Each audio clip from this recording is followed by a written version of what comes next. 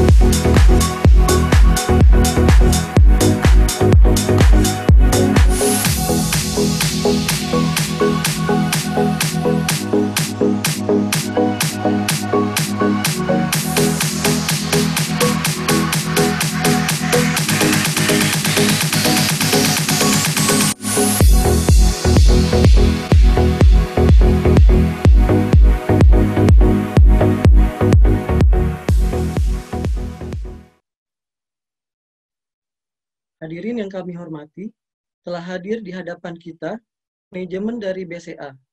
Yang pertama dengan Ibu Vera Evelyn selaku Direktur, Ibu Hera Evarin selaku Executive Vice President Sekretariat and Corporate Communication BCA, dan Bapak Rudi Budiarjo selaku Senior Vice President Investor Relation and Corporate Action. Perkenalkan, saya Hendra Ahmad Hidayat yang bertindak sebagai moderator pada acara sore hari ini. Kami persilakan kepada Bapak dan Ibu untuk mengajukan pertanyaan dengan cara mengisi pada kolom chat yang disediakan dan akan kami bacakan pada sesi tanya jawab. Sulawesi. Untuk mempersingkat waktu, kami persilahkan manajemen dari BCA untuk menyampaikan paparannya. Waktu dan tempat kami persilahkan. Bapak Ibu yang kami hormati, terima kasih juga Bapak Moderator Pak Hendra Hidayat. Selamat sore. Assalamualaikum warahmatullahi wabarakatuh. Salam sejahtera buat kita semuanya. Kami dari BCA setiap tahun selalu mendukung acara public expose dari Bursa Efek Indonesia. Kami ucapkan terima kasih untuk Bapak Ibu yang telah meluangkan waktunya. Saya lihat partisipannya banyak sekali, sebentar lagi hampir 500 orang. Tanpa panjang lebar, Bapak Ibu, saya akan mulai dengan paparan singkat mengenai kinerja daripada BCA pada paruh tahun setengah tahun pertama di 2020. Saya akan cepat sehingga nanti kita punya lebih banyak waktu untuk tanya jawab ya Bapak Ibu ya. Nah, kalau mengenai ekonomi highlights, saya mau tambahkan estimasi BCA sampai dengan akhir tahun ini 2020. Internal kami mengestimasi masih ada ruang untuk Bank Indonesia dalam pandangan kami untuk menurunkan rate. Paling tidak bisa 2 kali lagi. Jadi dibanding hari ini 4% untuk BI rate, 7 day rate, kita melihat akhir tahun bisa di kisaran 3,5%. Nah, ini yang mungkin saya bisa update untuk ekonomi. Slide berikutnya. Terkait dengan banking sektor tahun ini kita melihat secara general sampai dengan posisi Mei, kredit tumbuh year-on-year 3,1, year to date sedikit menurun. Tapi dana pihak ketiga year-on-year kan tetap tumbuhnya bagus. Lebih kurang di kisaran 9%, year to date 2,9%. Nah, dalam kondisi pandemi ini, saya yakin banyak orang bandingkan dengan tahun 98, saya pikir ini hal yang sangat berbeda. Saat ini kalau kita lihat saat ini, profil perbankan di Indonesia sangat berbeda dan dalam kondisi yang sangat solid. Kapital permodalan yang tinggi 22,2%.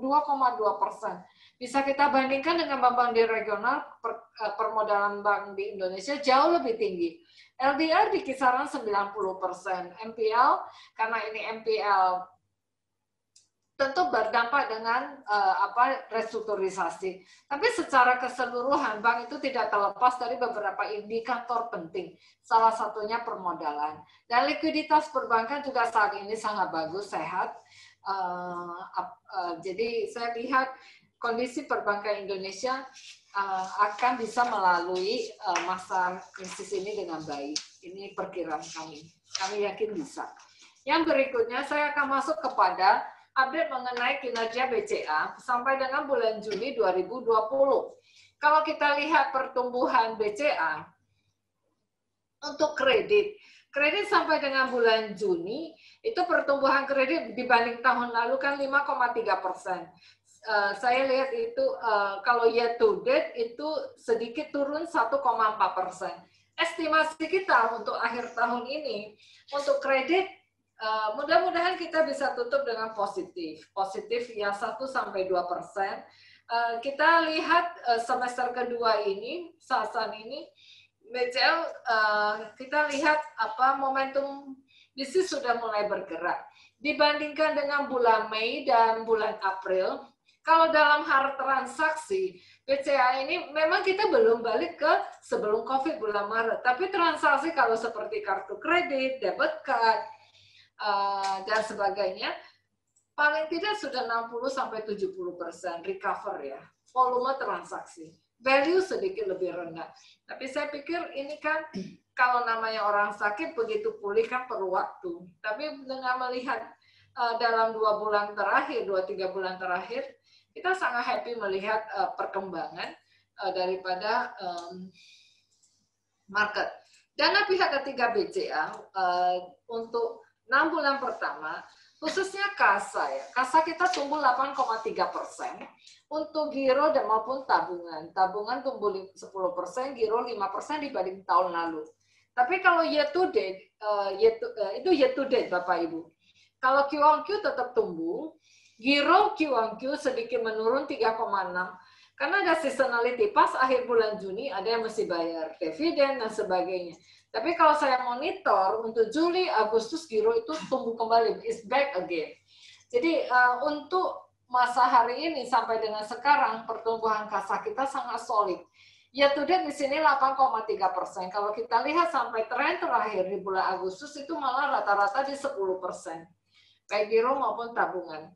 Deposito kita tumbuh 7,4%. Saya fokus sebenarnya di year to date karena kalau year on year kan kadang bandingannya agak jauh katanya.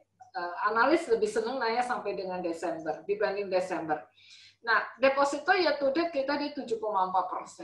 Secara keseluruhan, dana pihak ketiga tumbuhnya sangat bagus. Terima kasih untuk transaksi banking BCA yang juga saya pikir sangat solid ya, sangat robust. Inilah refleksi daripada franchise BCA yang semakin hari kita juga tidak terlepas dari strategi bank digital kita di BCA terutama. Nah, untuk kalau kita lihat likuiditas saat ini sangat bagus dengan pertumbuhan dana yang cukup yang sangat sustainable 10% dengan masa yang saat ini. Tentu secondary reserve kita juga terus bertumbuh. Bisa dilihat di year to date tumbuhnya cukup besar mau terus di quarter to quarter. Yang berikutnya adalah terkait dengan rugi laba. Rugi laba untuk 6 bulan pertama BCA membukukan 12,2 triliun. Mudah-mudahan Bapak Ibu angkanya kelihatannya jelas ya. Karena saya lihat di sini angkanya itu banyak kepotong-potong slide-nya ya. Tulisannya banyak kepotong-kepotong tuh. Mudah-mudahan di Bapak Ibu partisipan bisa lihatnya dengan baik. Nah, untuk laba sampai dengan semester pertama, total laba 12,2 triliun. Dibandingkan 6 bulan tahun lalu, sedikit menurun 4,8%.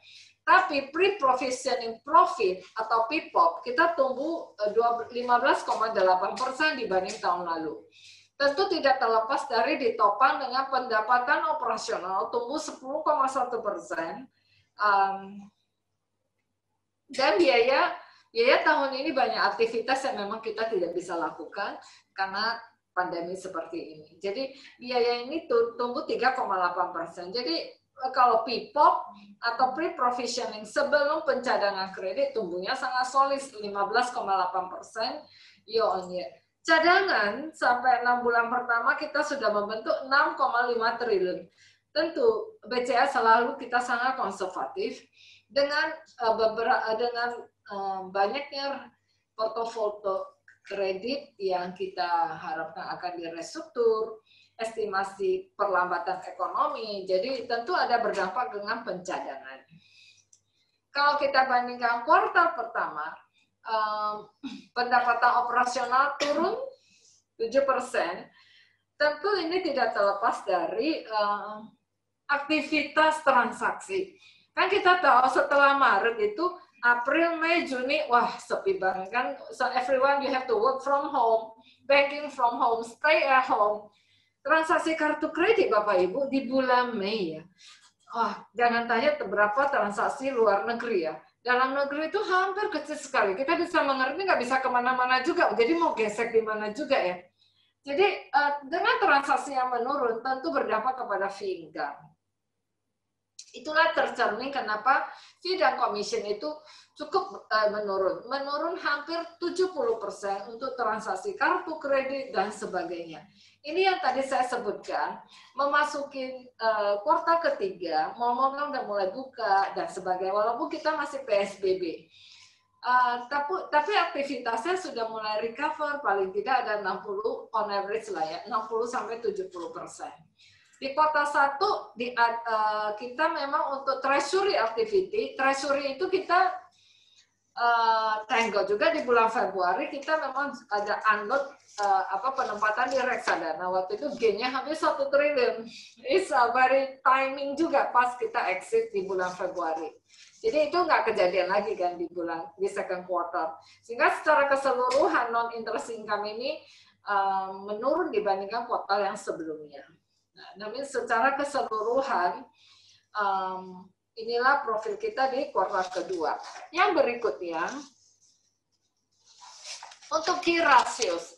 Untuk key ratios yang paling ditanya orang kan saat ini adalah net interest margin. Net interest margin untuk kuartal kedua ada di 5,8%. Nah ini dampaknya apakah dari mana aja gitu.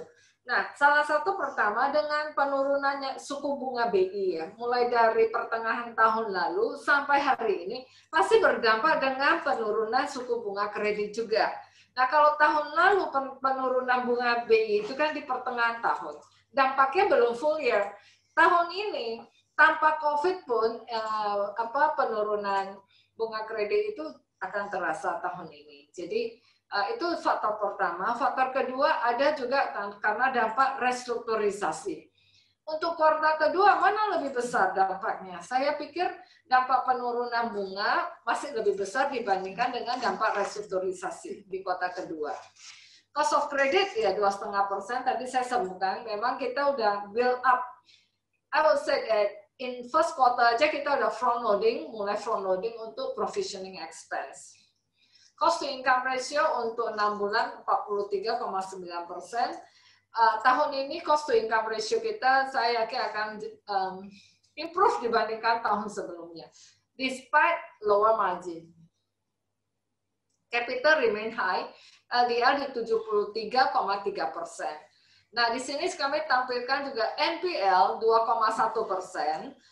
Mungkin Bapak Ibu karena adanya relaksasi, NPL 2,1% tidak meningkat banyak sebenarnya. Nah, loan at risk kita itu 5,3% karena portofolio kredit restrukturisasi itu kan semuanya ada di call 1. Kalau kita tambahkan itu ya lebih kurang 15%. Jadi belum banyak.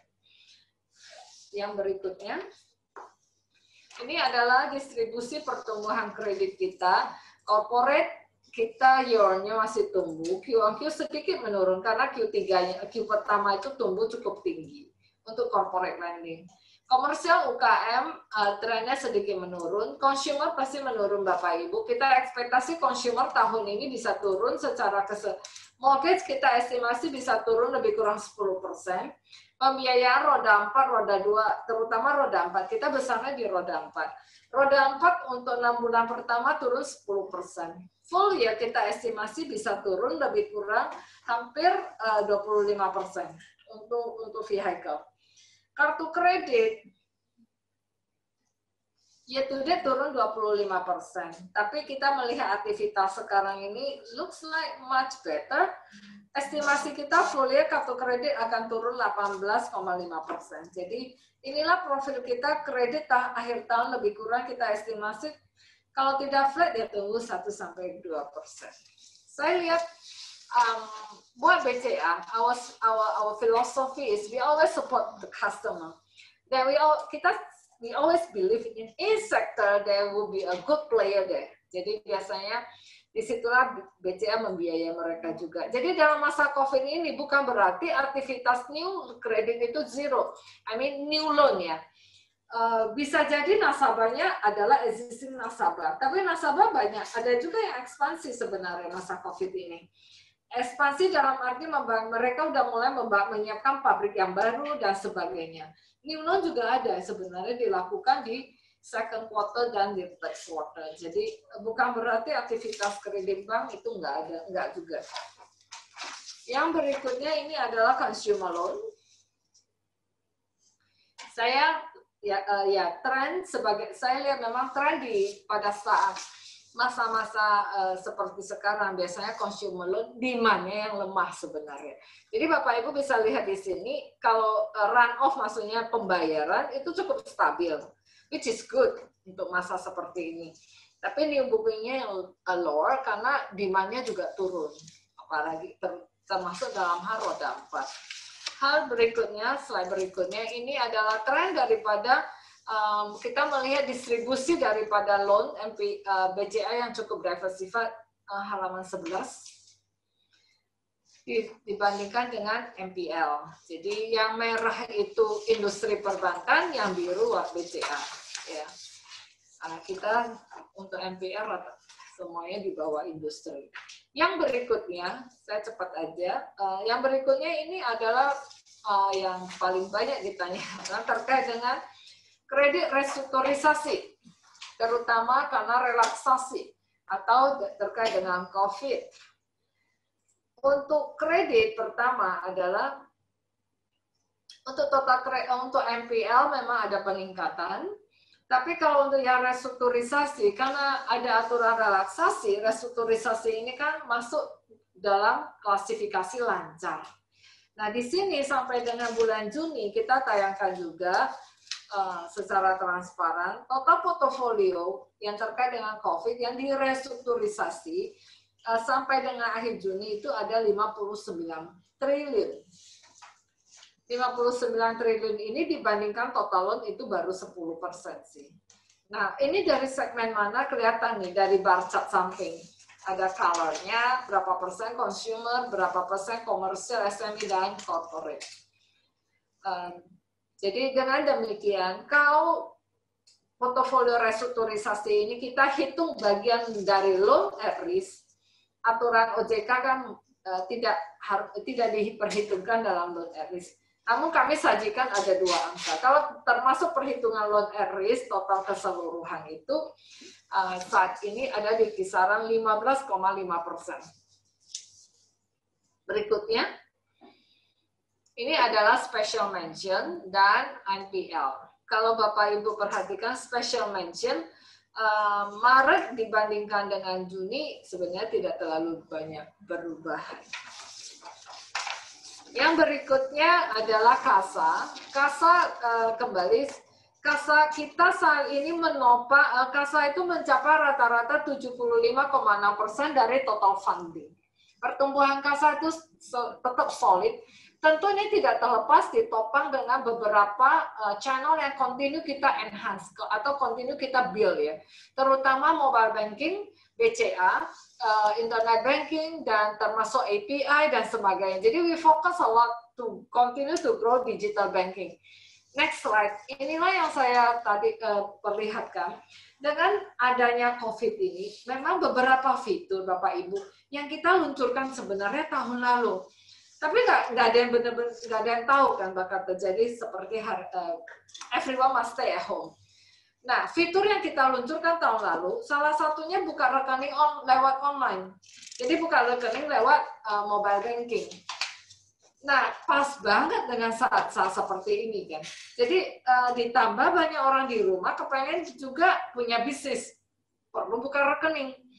Jadi jumlah nasabah kita yang tambah di masa-masa pandemi ini malah jauh lebih tinggi dari sebelumnya. Kalau bulan Maret ya, sehari yang paling tinggi kita approve buka rekening lewat mobile banking itu 4.000. Yang kita approve loh, bukan yang kita minta. Biasanya kita approve di kisaran 60% dari yang masuk. Yang nggak di-approve biasanya foto dengan KTP nggak cocok dan sebagainya. Nah, 4.000 tuh Bapak Ibu di bulan Maret. Hari ini peak 6.200 per hari. Jadi tentunya dengan customer base yang baru yang bertransaksi akan meningkat. Nah, bisa dilihat transaksi yang lewat mobile itu meningkat cukup tinggi year on year. Ini tahun lalu meningkat dan ini meningkat terus. Internet banking itu juga meningkat. ATM menurun, ada 2 reason. Karena mall-mall kan tutup. nggak bisa banyak, nggak ada kegiatan. Kemudian kita sepertiga cabang kita tutup tuh masa-masa waktu begitu April Mei. Nah, kalau cabang tutup, ATM yang di cabang juga nggak bisa dipakai. Jadi ini volume transaksi pasti berdampak ya. But good things adalah what is our strategy di digital banking works so well in today. QRIS ada di gambar ini ya. QRIS ini kita waktu bulan April Mei pada saat semua orang work from home, kita mulai pikirkan kira-kira kalau mall mulai buka, behavior apa yang terkreat ya? Merchant-merchant ini kalau ke toko-toko di mall ini, kira-kira merchant maunya apa ya? Waktu itu kita pikirkan mungkin orang nggak menghindari penerimaan fisik uang, kemudian atau bersentuhan dengan plastik karena kan takut virus nih ceritanya. Memang beneran ternyata. Nah, masa-masa itu kita mulai mempromosikan what we call payment experience yang baru ke merchant. Transaksi yang kecil pakai QRIS, transaksi yang besar kita gunakan yang lain. Jadi, nah dua-dua ini disambut baik oleh merchant. Masa-masa sepi seperti itu kita convert hampir 200.000 merchant. QRIS kita ada static, ada dynamic. Jadi work so well. Kita bisa lihat di halaman berikutnya. Nah, inilah beberapa hal yang kita lakukan. Continue to grow our ecosystem and continue to grow our digital capability. Yang pada akhirnya we want to hit a couple things, more customer base, more transaction, and BCA want to become a good consolidator or aggregator. Nah, disinilah produk baru yang tadi saya bilang, payment link, QRIS, itu kita sebenarnya luncurkannya pada saat orang work from home. Dan it works so well. Jadi kemudian ada satu lagi transaksi tarik tunai tanpa kartu. Itu kita luncurkan bulan Januari atau Februari ya. Nggak kebayang ada pandemik, ternyata laku keras. Peningkatan transaksi itu sebulan bisa 120% lebih. Jadi ya, thank God, banyak hal yang kita lakukan di digital work so well this time. Sehingga transaksi meningkat, kasa juga meningkat. Jadi saya sampai di sini dulu penyampaiannya. Kita ada video untuk memperlihatkan, Bapak itu coba disimak ya. Ini adalah frekuensi transaksi BCA dari 2010. Cepat sih, tapi ini kita kasih lihat. Kita ada 2 video singkat-singkat aja. Yuk silakan.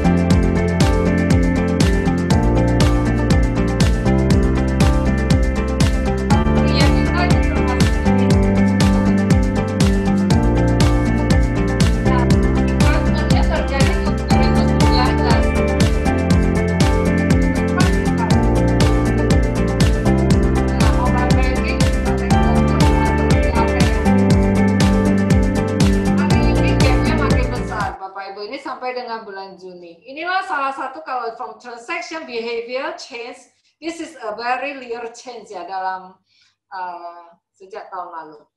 Yang berikutnya, terakhir.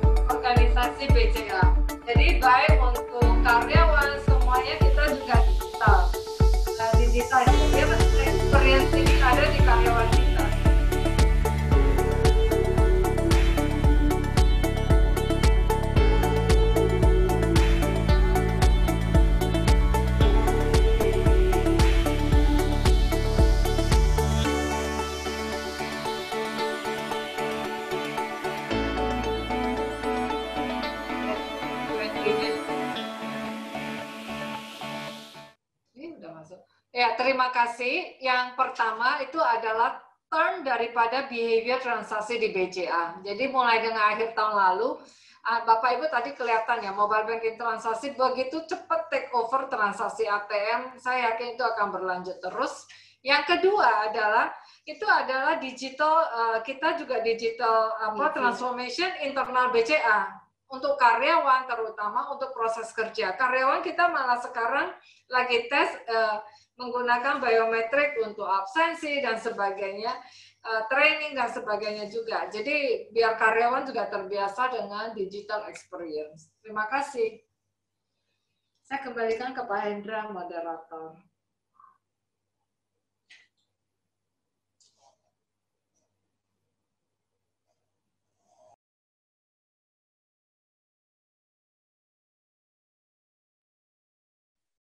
Baik, terima kasih Bu Vera atas paparan yang telah disampaikan. Baik Bapak dan Ibu, mari kita masuk ke sesi tanya jawab. Di sini sudah ada banyak pertanyaan yang masuk, namun mohon maaf jika tidak dapat kami bacakan semuanya. Untuk sesi pertama ini akan kami bacakan 3 pertanyaan terlebih dahulu. Pertanyaan pertama dari Bapak Yoga Saputra.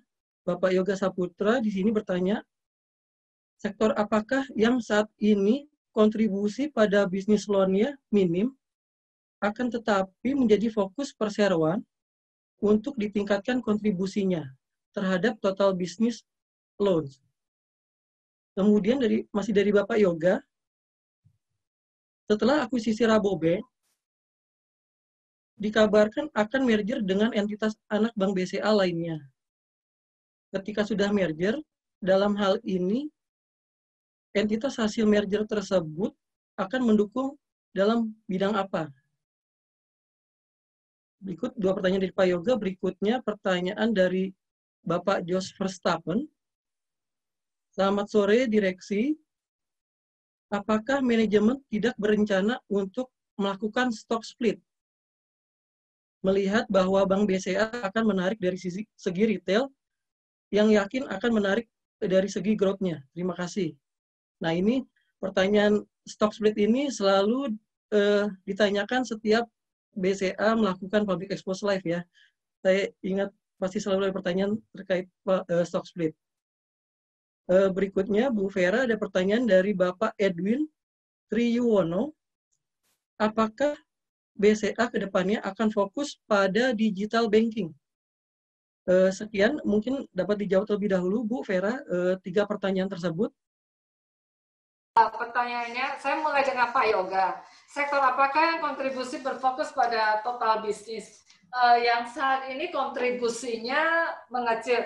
Memang di masa pandemi ini dengan penurunan aktivitas ekonomi, rata-rata segmen itu kan terpengaruh ya kontribusinya. Tapi kita lihat setelah ini memang ada sektor-sektor yang akan recover lebih cepat. Tapi ada sektor-sektor yang kita melihat masih butuh waktu untuk recover lebih lambat. Nah, contohnya kalau sektor pariwisata, terutama seperti hotel, kita lihat kelihatannya butuh waktu lebih lama. Tapi exposure BCA nggak besar di situ, lebih kurang 2,1% dari total bisnis kita. Nah, sektor yang akan recover cepat ya tentunya tidak terlepas dari sektor yang terkait dengan konsumtif, retail, atau yang basic needs ya. Ada bisnis-bisnis yang sebenarnya tadi saya bilang ekspansif sebenarnya. Dengan banyaknya stay at home, bisnis-bisnis terutama ya traditional modern market itu sebenarnya berkembang sangat bagus. Dan mereka butuh modal kerja yang lebih, itu mereka akan ekspansif. Ada juga yang terkait dengan consumer goods tertentu yang memang solid dan memang distribusinya sangat efisien. Biasanya mereka udah komputer, itu malah berkembang juga. Jadi kita akan tentunya nggak bisa disamaratakan karena masa ini kan cukup sulit. Tapi kami optimis sih. Kalau recovery ini step by step itu udah pasti. It's much better than nothing. Jadi step by step itu kita very happy. Jadi hopefully next year itu bisa recover lebih baik dari sekarang. Kalau saat ini aktivitas debitur saya lihat recovernya mungkin masih di bawah 50%. Kalau untuk sektor infrastruktur ada sebenarnya I don't see is an issue. Pada saat orang nggak bisa menggunakan jalan, ya tentu nggak ada cash flow ya. Tapi sekarang udah mulai recover. Jadi mungkin restrukturnya itu akan recover jauh lebih cepat. Mungkin ya. Nah, Rabobank akan mergernya dengan BCA Syariah. Itu rencana kita. Tentunya itu akan tujuannya ya untuk mendukung pertumbuhan BCA Syariah. Jadi ya mungkin ini dalam sejarah pertama bank asing dimergerkan ke bank lokal atau bank lokal membeli bank nasional membeli bank asing. Ya. Stock split Pak George, memang nggak ada rencana Pak George untuk stock split, maaf ya. Belum ada rencana, tapi kan yang penting kinerja BCA-nya, saya yakin itu sangat berperan. Kemudian untuk Pak Edwin, fokus di digital banking. Digital banking atau bank digital ya, ada dua. Kalau digital banking BCA sangat fokus. Cuma kalau kita lihat BCA, segmen nasabah kita itu kan luas. Dari high net worth individu sampai yang retail itu komplit di BCA. Nah, untuk yang retail itu ada segmen seperti millennials. Ya, millennials ini yang individu, namanya juga milenial ya. Ada yang generasi yang masih kuliah dan baru mau masuk kuliah atau student juga ada. Nah, untuk yang young population ini, BCA memang tidak banyak fokus terus terang. Jadi kita pikir dengan kemarin kan kita akuisisi satu bank namanya Bank Royal. Nah, bank ini kita sudah sampaikan menjadi bank digital BCA namanya. Ini akan fokus ke segmen mass atau bolehlah disebut fokusnya ke millennials. Nah, disinilah ada keuntungannya, ini akan fokus dan kita akan bagaimana kita coba menggunakan platform yang digital untuk mensupport nasabah itu. Jadi ada dua digital sih, ya. Jadi dua-duanya kita juga fokus. Terima kasih.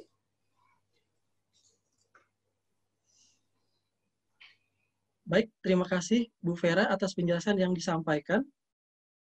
Berikutnya pertanyaan keempat ada dari Suhaila Bafein. Di sini ada beberapa pertanyaan. Yang pertama, outstanding KPR hingga semester 1 BCA berapa? Yang kedua, BI 7 days repo rate sudah turun menjadi 4%. Apakah suku bunga KPR Bank BCA akan diturunkan? Jika ya, berapa persen diturunkannya? Jika tidak, apa alasannya?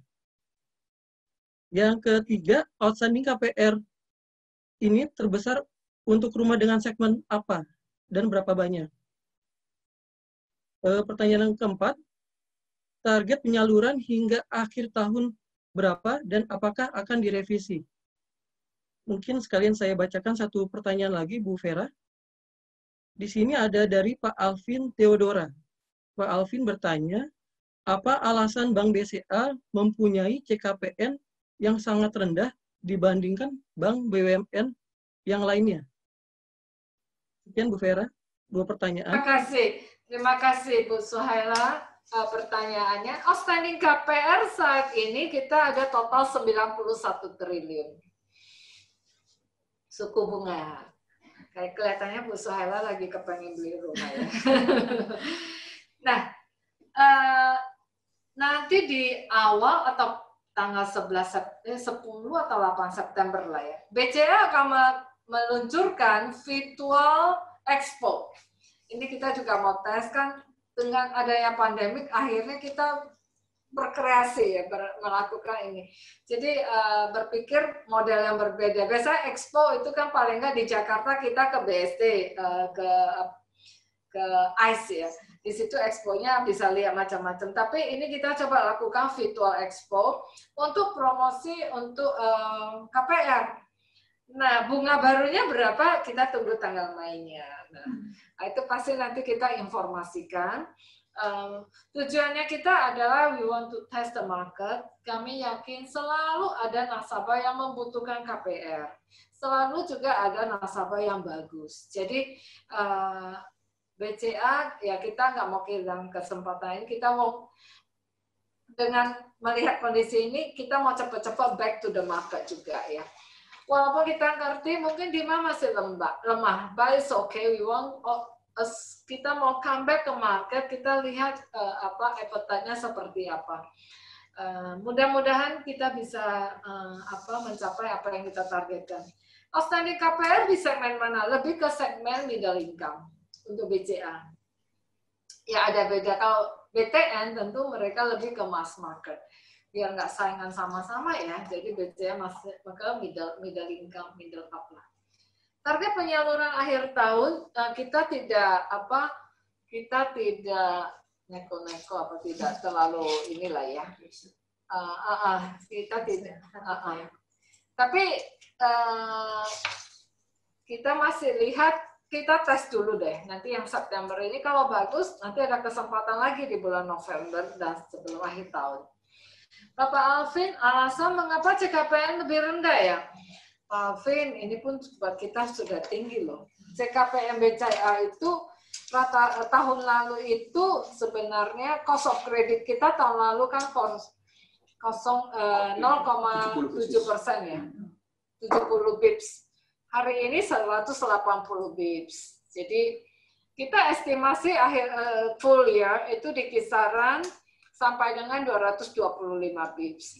Ya, kita lihatlah ya sampai dengan akhir tahun. Terima kasih. Terima kasih Bu Vera atas penjelasan yang telah disampaikan. Nah, berikutnya ada pertanyaan satu lagi Bu. Mungkin ini pertanyaan terakhir Bu, karena waktunya sudah akan habis. Ini pertanyaan dari Ibu Sri. Bu Sri bertanya mengenai restrukturisasi kredit selama pandemik ini apakah akan diperpanjang? Bagaimana kebijakan BCA untuk kreditur yang mengalami masalah pembayaran yang disebabkan karena pandemik saat ini, Bu? Begitu pertanyaan dari Bu Sri. Terima kasih. Ya, tujuan relaksasi dari OJK atau bank melakukan restrukturisasi tentu ini untuk membantu para debitur yang memang bisnis atau pendapatannya terpengaruh karena COVID ini. Jadi kalau ada kendala masalah pembayaran, restrukturisasi yang kita lakukan, tentu kita mesti mengerti kemampuan daripada debitur. Memang dalam hal-hal seperti ini ada juga yang ambil kesempatan, Bu. Bukannya nggak mampu bayar, tapi ada juga yang nggak mau niat bayar. Itu selalu ada dalam dua sisi ini, selalu ada kapan saja. Nah, disinilah Bank harus jeli dan mencermati know your customer itu sebenarnya sangat penting. Restrukturisasi kita lakukan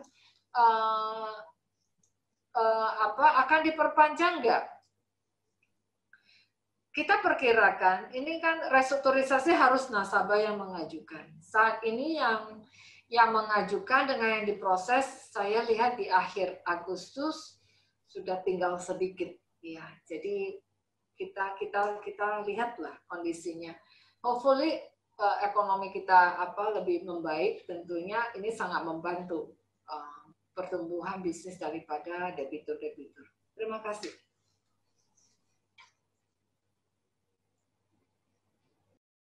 Baik, terima kasih atas penjelasan-penjelasannya Bu Vera. Bapak dan Ibu sekalian, sebelum kami akhiri acara ini, kami persilahkan kepada manajemen perseroan untuk menyampaikan closing statement. Mungkin kepada Bu Vera. Terima kasih Pak Hendra, Bapak Ibu yang kami hormati. Terima kasih kalau sebagian di sini Bapak Ibu sudah mengikuti perkembangan bisnis daripada BCA. Kami perhatikan apa yang kami estimasikan untuk restrukturisasi. Awalnya kita perkirakan ini sampai dengan 30% portofolio BCA yang perlu restrukturisasi. Melihat perkembangan hari ini, kita lihat kita mungkin akan lebih rendah ya. It's a good news for us. Tentunya ini tidak terlepas daripada prinsip kehati-hatian pada saat kita menyeleksi nasabah. Karena itulah yang salah satu kunci utama, nasabah tersebut bisa bertahan nggak dalam kondisi krisis. Tapi kita selalu siap ingin membantu nasabah. Kedua, kalau memperhatikan masa seperti ini, ternyata fitur-fitur yang kita luncurkan pada saat terkait dengan digital banking, yang terkait dengan mobile banking, BCA itu work so well masa-masa pandemik ini. Jadi itu baik dengan merchant maupun dengan individu customer. BCA berkomitmen untuk terus mengembangkan our digital banking capabilities. Nah, soon nanti akan melalui satu bank baru, yaitu Bank Digital BCA, yang akan fokus kepada mass market. Jadi ini nggak akan copy me too gitu dari BCA, enggak, karena segmennya akan fokus di situ. BCA sendiri kita akan terus berkolaborasi. Kuncinya buat transaksi banking BCA adalah ekosistem. Ekosistem ini sangat mendukung pertumbuhan daripada kasa dan pertumbuhan transaksi maupun nasabah BCA. Jadi itu yang saya bisa summary-kan. Terima kasih untuk dukungannya dan terima kasih juga kepada IDX, Kasai dan sebagainya yang sudah juga mendukung BCA. Terima kasih.